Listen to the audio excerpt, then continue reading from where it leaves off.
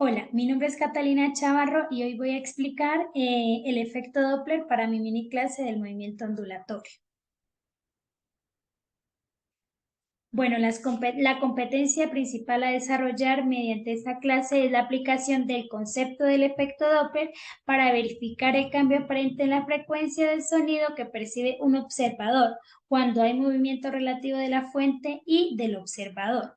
El derecho básico de aprendizaje relacionado con las ciencias para el grado 11, en el ítem 1, nos dice que comprende la naturaleza de la propagación del sonido de la luz como fenómenos ondulatorios, ondas mecánicas y electromagnéticas respectivamente.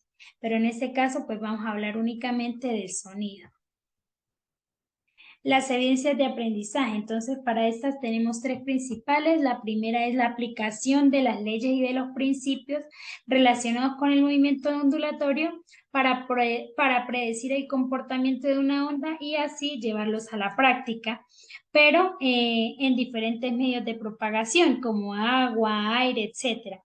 El segundo, explicar los fenómenos ondulatorios del sonido en casos prácticos, principalmente en la reflexión y en la refracción. Y por último, explicar las cualidades del sonido, tono, intensidad y audibilidad a partir de las características del fenómeno ondulatorio, longitud de onda, frecuencia y amplitud.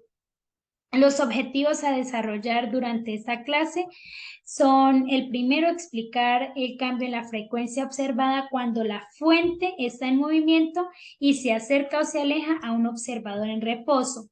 El segundo, explicar el cambio en la frecuencia cuando el observador está en movimiento y se acerca o se aleja a una fuente que está en reposo. Y por último, comprender pues qué es y en qué consiste este efecto Doppler, cuáles son sus características y cuáles son sus aplicaciones en la vida diaria. Los conocimientos previos. Para los conocimientos previos tenemos tres temas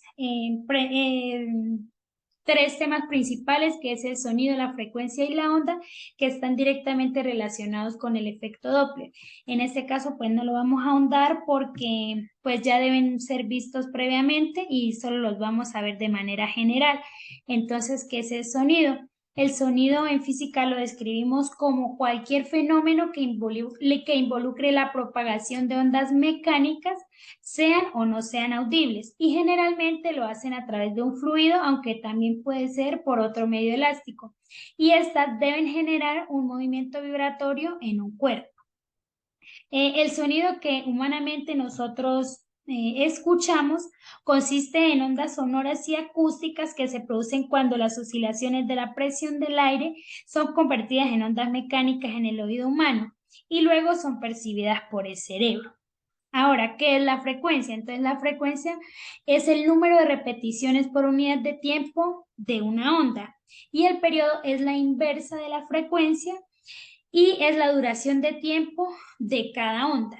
Ahora, ¿qué es una onda? Entonces, una onda es una propagación en el espacio que transporta energía, pero no transporta materia. Entonces, un ejemplo claro de esto, pues, es la densidad, la presión o, pues, la misma electricidad. Y, pues, teniendo en cuenta que no transporte materia, sino energía. El espacio perturbado puede contener materia como aire o agua o puede ser en el vacío. Cuando la perturbación se hace por un medio material, se denomina onda mecánica. Y esta es un ejemplo, por ejemplo, las que se forman en la superficie de un lago, las que se hacen con una cuerda y las que se dan en el vacío son llamadas ondas electromagnéticas o espectros, y un ejemplo de estas son la radiación solar o los rayos X. Bueno, como primera actividad de saberes previos tenemos estas preguntas donde nuestra puntuación máxima va a ser 100 y cada estudiante debe responderlas.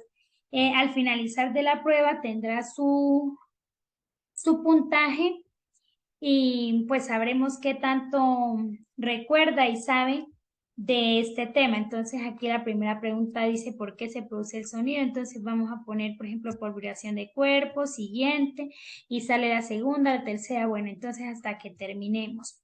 La segunda actividad es en parejas y es debatir sobre las siguientes preguntas. ¿Has oído pasar algún tren o ambulancia? ¿Has notado que el tono del pitido cambia según se acerca o se aleja? Cuando el tren se acerca, notamos un tono más agudo. Cuando se aleja, el tono se vuelve más grave. ¿Por qué se produce este cambio en el tono?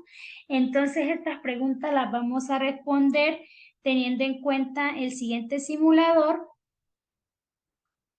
que lo tenemos acá. Entonces le damos comenzar. Entonces aquí vemos cómo se encuentra una persona en reposo y viene una ambulancia acercándose a ella. Entonces vemos cómo las ondas en un lugar son un poco más juntas y en otro lugar un poco más separadas. En un lugar se unen, en otro lugar se expanden. Entonces vamos a tratar de indagar y de preguntarnos en nuestro grupo por qué se produce este fenómeno y vamos a expresar dos conclusiones.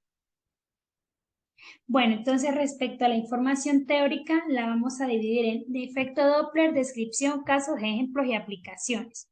Entonces, para ser muy breves, el efecto Doppler se conoce por este nombre al cambio en la frecuencia de una onda como consecuencia del movimiento relativo entre un emisor y un receptor. Entonces, este fenómeno puede ser observado numerosas veces en nuestra vida diaria, como por ejemplo cuando nos paramos en un andén y pasa un auto a gran velocidad. Entonces percibimos que el sonido del motor es mucho más agudo cuando se aleja de nosotros. Esta percepción se debe porque cuando el coche se acerca, por ejemplo, como lo vemos en esta imagen, las ondas emitidas parecen juntarse y esto hace que la frecuencia aumente. Pero de manera contraria, cuando se alejan, las ondas parecen separarse y lo que hace es que la frecuencia disminuya. El efecto Doppler puede ser considerado como el fenómeno por el cual la frecuencia de las ondas percibidas por un observador varía cuando el foco emisor o el propio observador se desplazan uno respecto al otro. Entonces, durante esta clase vamos a estudiar la descripción de este fenómeno, los casos en los que se observa y algunas de sus aplicaciones. Bueno, la descripción. Entonces, este fenómeno fue observado por primera vez en las ondas sonoras por el físico austríaco Christian Doppler. Entonces, él lo hizo en el año 1842 cuando notó y se dio cuenta que el tono o la frecuencia del silbido de un tren se hacía mucho más agudo cuando se acercaba a él y se hacía grave cuando se alejaba de él. Entonces, de aquí surge la inquietud y el estudio del efecto Doppler. El efecto Doppler puede describirse de la siguiente manera. Cambio en la frecuencia percibida de cualquier movimiento ondulatorio cuando el emisor o foco de ondas y el receptor o observador se desplazan uno respecto al otro. Entonces aquí en la imagen vemos que una ambulancia se desplaza de izquierda a derecha. Entonces cuando nos situamos en la chica del maletín, vemos cómo la onda se comprime y esto hace que la longitud de onda o la distancia entre cada una de las ondas sea mucho más corta y lo que causa es que la frecuencia sea alta, por tanto el tono del sonido percibido será agudo. Pero si nos situamos en la chica de la bolsa o a la chica de la izquierda, la longitud de onda es mucho más larga y lo que causa es que la frecuencia sea baja y el tono se escuche grave. Ese es uno de los casos más representativos del efecto Doppler, pero lógicamente no es el único. Entonces más adelante vamos a ver algunos más. Lo que sí hay que tener en cuenta es que para que exista el efecto Doppler debe haber un movimiento relativo. Entonces vamos a observar estos casos. Entonces, casos del efecto Doppler. El caso general y universal del efecto Doppler, cuya expresión se puede utilizar en cualquier ejercicio, es cuando el foco está en movimiento y el observador también está en movimiento. Pero pues, sin embargo, vamos a estudiarlos todos. Caso 1. Foco y observador en reposo. Cuando el foco y el observador están en reposo, pues no existe y no habrá un efecto Doppler. ¿Por qué? Porque no hay movimiento relativo. Si no hay movimiento, no hay un cambio en la frecuencia, no hay un cambio en la longitud de onda Y entonces no existe un efecto Doppler. Para hacer este estudio vamos a observar la siguiente figura. Entonces vemos un foco fijo y un observador fijo. En este caso, pues vemos que la velocidad del foco es 0 y la velocidad del receptor también es 0. La longitud de onda describe unos círculos concéntricos para mostrarnos que no varía en ningún instante. Y esta imagen nos pone de manifiesto que si tú es donde sitúes el observador, él percibirá las ondas sonoras que están separadas por una misma longitud de onda que está señalada como lambda. La propagación con foco en reposo es observada de manera gráfica de esta manera.